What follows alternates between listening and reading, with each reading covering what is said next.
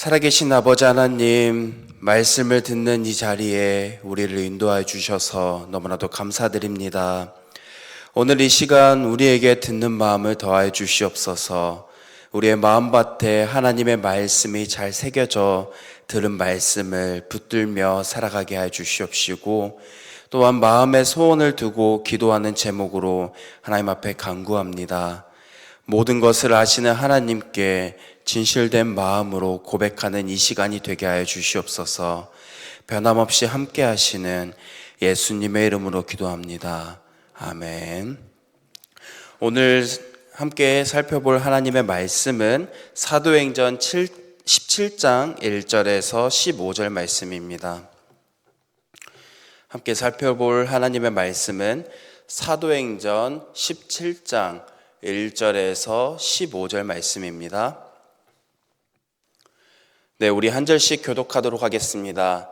그들이 암바볼리와 아볼로니아로 다녀가 데살로니가에 이르니 거기 유대인의 회당이 있는지라.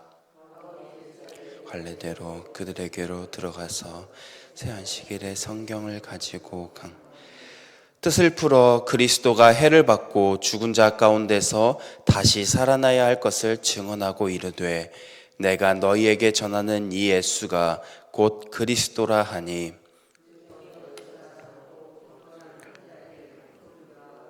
적지 않은 귀부인도 고난을 받고 바울과 실라를 따르나 그러나 유대인들은 시기하여 저자의 어떤 불량한 사람들을 데리고 때를 지어 성을 소동하게 하여 야손의 집에 침입하여 그들을 백성에게 끌어내려고 찾았으나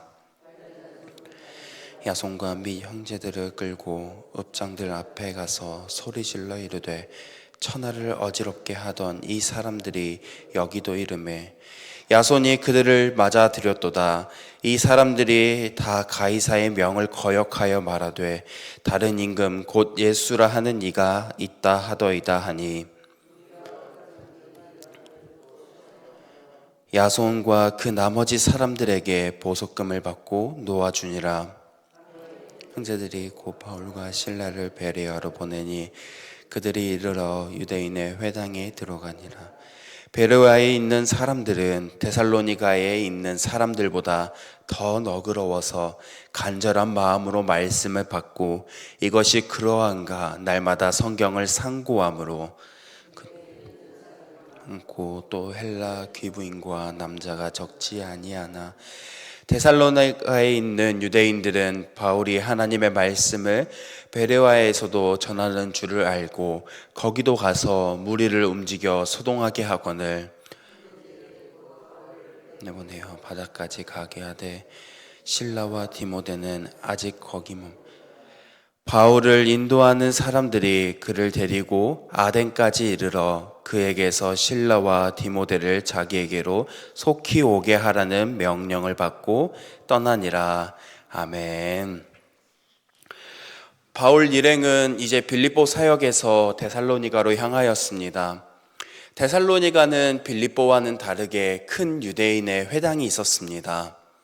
바울은 그곳에서 관례대로 회당에 가서 새 안식일 동안 성경을 가지고 유대인들과 강론하고 변론하였습니다. 주된 내용은 그리스도가 고난을 받고 죽은 자 가운데서 다시 살아나실 것과 예수님이 그리스도인임을 전했습니다. 바울이 전한 복음을 받아들인 사람들의 반응은 아니었습니다. 경건한 헬라인들 그리고 적지 않는 귀부인들은 바울이 전하는 복음을 받아들였지만 그러나 일부 유대인들은 시기심에 가득 차여서 불량한 사람들을 모아 소동을 일으켰습니다. 그들은 야손의 집을 습격하고 바울과 실라를 찾지만 그곳에서 찾지 못하자 야손과 몇몇 신자들을 도시 관리들 앞에 끌고 갔습니다. 그리고 그들은 소리 지르며 바울과 실라가 세계를 어지럽히는 사람들임을 주장하며 또 야손과 그 나머지 사람들이 가이사랴의 명령을 어기고 다른 왕인 예수를 접한다고 고소하였습니다. 대부분의 거짓말들이 다 그러하듯이 이들의 주장들은 다 바울과 실라가 있어서 불리한 것들과 또 야손과 그 나머지 사람들이 불리한 내용만 가지고 고소하였습니다. 폭동의 주모자들이 지어낸 이야기는 만족한 결과를 가져왔습니다. 그 고소한 내용을 들은 사람들이 고소한 내용을 듣고 소동하였기 때문입니다. 하지만 실질적으로 그들에게 있어서, 야손과 그 나머지 사람들에게 있어서도, 바울과 실라에게 있어서도 반역한 행위는 전혀 찾아볼 수 없었습니다.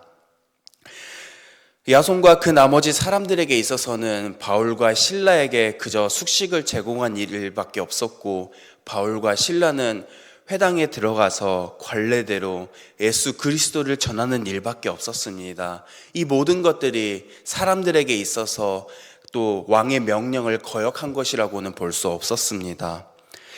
그리고 야손과 나머지 사람들은 보석금을 내고 풀려났습니다. 여기에서 보석금은 우리가 흔히 알고 있는 보석금과는 다르게 바울과 실라가 데살로니가를 떠나 다시 오지 않을 것이라는 사실을 보장하는 성격에 띠는 돈이었습니다.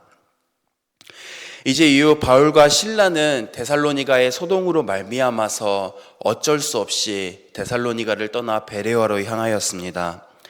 그들은 거기에서 가르침을 잘 따르며 복음을 잘 받아들이는 헬라인 청중들을 만나게 됩니다. 베레아는 앞에서 거쳐왔던 도시들과는 다르게 너무나 대조적이었습니다. 많은 헬라인들이 복음을 받아들였을 뿐만 아니라 유대인들 중에도 믿는 사람들이 많았습니다. 많은 헬라인들이 복음을 받아들였고 또 유대인들이 믿는 사람들이 많았지만 사도 바울은 그곳에서도 사역을 오래 이어나가지는 못했습니다. 데살로니가에 있는 유대인들이 바울이 베레아에서 복음을 전한다는 소식을 듣고 또 무리를 움직여 소동을 일으켰기 때문입니다. 그리고 바울은 그들을 피해 아덴으로 향하였습니다. 오늘 본문은 복음을 받아들인 사람들과 받아들이지 못한 사람들의 모습을 대조적으로 보여줍니다. 복음을 받아들인 사람들의 모습은 간결하게 소개합니다. 첫 번째, 사도 바울의 모습입니다. 사도행전 2장과 3절에 나와 있습니다. 바울의 모습은 관례대로 예수 그리스도를 전하였습니다. 바울은 어떠한 상황 가운데서도 예수 그리스도를 전하는 것이 그에게 있어서는 신앙의 습관이었습니다.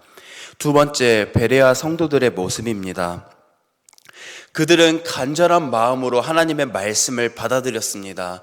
그리고 그 말씀을 날마다 상고하였습니다. 베레아 사람들은 모든 열심을 다하여서 하나님의 말씀을 사모했을 뿐만 아니라 바울의 설교를 듣고 나서 바울이 전하는 말이 구약 성경에서 전하는 내용과 일치하는가 또 어긋나진 않는지 날마다 성경을 찾아 묵상하였습니다. 이렇게 하나님의 말씀을 사모함으로 받아들이고 날마다 말씀을 묵상하였던 그들 가운데에 믿는 자들이 많았습니다. 이는 바울이 전하는 예수님을 구약 성경에서 예언한 구원자이며 하나님의 아들임을 믿고 받아들였기 때문입니다. 반대로 받아들이지 못했던 유대인들의 모습은 어떠하였습니까? 무리를 소동하게 하여 바울이 복음을 전하지 못하도록 방해하였습니다.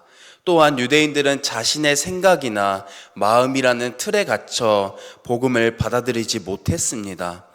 그들은 바울이 예수님을 만나기 전에 모습처럼 대적하는 모습을 보였습니다. 어제 이제 저랑 가까운 친구이자 동역자가 이제 주일날 미디어 사역을 감당하면서 영상을 편집하여서 저에게 보내주었습니다. 그 교회 담임 목사님이 전해주신 말씀이었는데 성경은 인생 사용 설명서라는 짧은 주제의 설교 영상이었습니다. 그 영상에 한 댓글이 달려 있었는데 그 댓글의 내용은 이렇습니다. 목사님, 성경 안 읽어보셨지요? 성경은 우리 인생 사용 설명서가 아니라 하나님께서 우리를 얼마나 사랑하시는지를 적어 놓은 책입니다.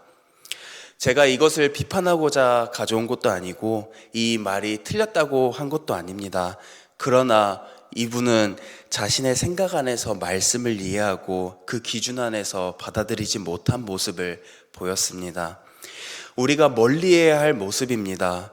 베레아 성도들은 상고함으로써 말씀을 기준으로 하여서 바울이 전한 복음이 과연 구약 성경에서 전한 것과 일치하는가를 상고함으로써 끊임없이 묵상하였던 것처럼 오늘날 저와 여러분들의 모습 가운데에도 이러한 모습이 있었으면 좋겠습니다. 내 생각과 내 기준 안에서 말씀을 받아들이는 것이 아닌 말씀 그대로를 받아들이는 저와 여러분들이 되었으면 좋겠습니다. 믿음은 들음에서 나고 또한 받아들이는 것을 뜻합니다. 오늘 말씀을 듣는 저와 여러분들의 이러한 삶이 되길 소망하며 또 그리고 바울과 같이 신앙의 좋은 모습을 갖는 저와 여러분들이 되었으면 좋겠습니다. 바울은 어떠한 상황 가운데서도 관례대로 예수 그리스도의 복음을 전하였습니다. 비록 그 일의 결과가 매질을 당하고 쫓기고 고난당하며 감옥에 갇히는 일이 겪을지라도 말입니다.